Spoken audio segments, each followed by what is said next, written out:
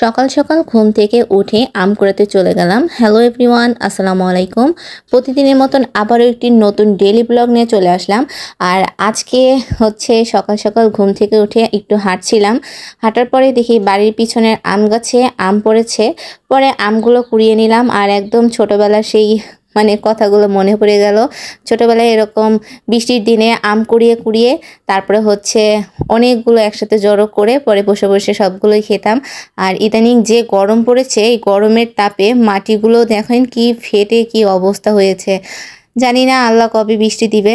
তারপরে নাস্তা টাস্তা করে দেখি যে হচ্ছে শ্বশুর আব্বু মাছ নিয়ে এসেছে। তারপরে এই তো এখন মাছগুলো কেটে নিব। আর সবগুলো মাছই তাজা ছিল। আর এই দুইটা এই মাছের মধ্যে এই দুইটা শিং মাছ ছিল। পরে এই দুইটা মাছও তাজা ছিল, কিন্তু এখন মনে হচ্ছে মরা, কিন্তু এই দুইটা তাজা ছিল। পরে সবগুলো মাছ কেটে ধুয়ে পরিষ্কার করে এখন হচ্ছে সব ভাগ ভাগ করে ফ্রিজে রেখে দিব। আর কিছুটা রেখে দিব ভাজি করার জন্য। মাছ ভাজি খাবে, টাটকা টাটকা মাছগুলো দেখে তো ভাজি খেতে মনে যেলো। তারপরে এই তো মাছগুলোকেও ভেজে নিব, সব আলাদা করে নিলাম। আর এদিক দিয়ে হচ্ছে ডাল রান্না করছিলাম। আর হচ্ছে এই তো ডালটা বলক চলে এসেছে। তারপরে এখন ডালটাকে ফোড়ন দিয়ে নিব। আর এদিকে হচ্ছে আলু আর করলা কেটে নিয়েছি। আর করলাটাকে আজকে ভাজি করব। ডাল দিয়ে করলা ভাজি খেতে কিন্তু অনেক মজা লাগে, একবার হলো খেয়ে দেখবেন। আমি তো প্রায় সময় ডাল দিয়ে করলা ভাজি খাই, আমার কাছে তো অনেক মজা লাগে। তারপরে এই তো এই দিক দিয়ে এখন হচ্ছে করলাটা ভাজি করে নিব। এর জন্য প্রথমে তাওয়াতে তেল দিয়ে দিলাম।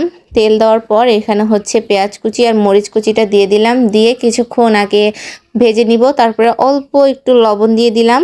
লবণটা দিয়ে এখন হচ্ছে ভালো করে ভেজে নিব পেঁয়াজ আর মরিচটাকে।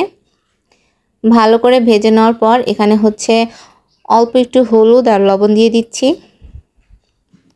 লবণ দিয়ে তারপরে এখন ভাজিগুলো দিয়ে দিলাম। ভাজিগুলো দিয়ে দিয়েছি আর এখন ভাজিগুলো ভেজে নিব। আর এখন হচ্ছে এখানে আলু সিদ্ধ করে নিয়েছি। আজকে শিং মাছ দিয়ে আলু দিয়ে রান্না করব। আর এই তো শিং মাছ আর তেলাপিয়া মাছগুলো ধুয়ে নিয়েছি। তারপরে এখন এদিক দিয়ে তো আলুগুলোকে ছিলে তারপরে ধুয়ে নিয়েছি। তারপরে এরকম আদা ভাঙ্গা করে ভেঙে নিচ্ছি। আর এদিক দিয়ে কিছুটা মশলা বেটে নিয়েছি। আর এই তো আলুগুলো ভাঙা শেষ। আর এখানে হচ্ছে এই কয়টাই ছিল, বড় একটা ছিল শিং মাছ আর ছোট্ট একটা ছিল। এগুলো দিয়ে আজকে আলু দিয়ে ভুনা করব। আর এখানে হচ্ছে তেলাপিয়া মাছ, কই মাছ, দুইটা পুঁটি মাছ, এগুলো হচ্ছে ভাজি করে নিব। তারপরে এগুলো ধুয়ে এক সাইড করে রেখে দিলাম। আর এখানে হচ্ছে পেঁয়াজ, রসুন, কাঁচামরিচ, জিরা, এগুলো সব একবারে বেটে নিয়েছে। তারপরে হচ্ছে এখন তরকারিটাকে বসিয়ে দিবে। প্রথমে হচ্ছে তেলের উপরে সেই বাটা মশলাটাকে দিয়ে দিল, দিয়ে এখন ভালো করে আগে মশলাটাকে ভেজে নিবে। আর মশলাটাকে ভেজে নেওয়ার পর এখন হচ্ছে ধনিয়া গুঁড়া, হলুদের গুঁড়া, মরিচের গুঁড়া, তারপরে হচ্ছে লবণ দিয়ে এখন ভালো করে মশলাটাকে কষিয়ে নেব। আর এই মাছের তরকারিটা আপু রান্না করছিল, খেতে কিন্তু অনেকটাই মজা লেগেছে। আর পরে হচ্ছে এই তো শিং মাছগুলো দিয়ে দিল। আপু আমার ননদ রান্না করছিল, আমার বড় ননদ। তারপরে এই তো আপু রান্না করছিল। আর পরে মাছটাকে কষিয়ে নিল। মাছটাকে কষিয়ে নেওয়ার পর এখন সিদ্ধ করে রাখা আলুগুলো দিয়ে দিল, দিয়ে তারপরে হচ্ছে আবারও কিছুক্ষণ মাছের সাথে কষিয়ে নিবে। আর কষিয়ে নেওয়ার পর এখন পরিমাণ মতন ঝোল দিয়ে দিয়েছে। তারপরে এই তো এখন ভালো করে বলক তুলে নিবে। তরকারিতে ভালো করে বলক তুলে নেওয়ার পর এখন হচ্ছে ঝোলটা যে হালকা একটু শুকিয়ে এসেছে, তারপর তরকারিটা নামিয়ে নিব। আর এদিক দিয়ে হচ্ছে আমি মাছগুলোকে মাখিয়ে নিয়েছি। হলুদের গুঁড়া, মরিচের গুঁড়া, লবণ দিয়ে মাছটাকে মাখিয়ে নিয়েছি। আর তারপরে এই তো তাওয়াতে তেল গরম করে দিলাম। তারপরে এই তো একে একে সব মাছগুলো দিয়ে দিলাম। আর মাছগুলো দাদি ভাজছিল। তারপরে এই তো মাছগুলোকে ভাজা শেষে এখন উল্টিয়ে নিচ্ছে।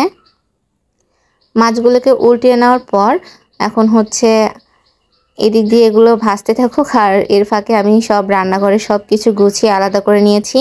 আর এই তো সব কিছু রান্না শেষ। এখন হচ্ছে করলা ভাজিটাকে ভেজে নিলাম। করলা ভাজিটা করা শেষ। আর দেখতেই তো পাচ্ছেন করলা ভাজিটা কি সুন্দর হয়েছে। আর এদিকে হচ্ছে আলু দিয়ে হচ্ছে শিং মাছ রান্না করেছে, এটাও কিন্তু খুব মজা হয়েছে খেতে।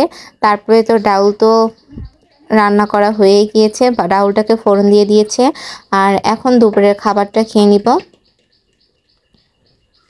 আর এদিকে মাছ ভাজিটা হচ্ছে নিয়ে নিচ্ছিলাম আর সবাই মিলে একসাথে এখন খাওয়া দাওয়া করে নিব।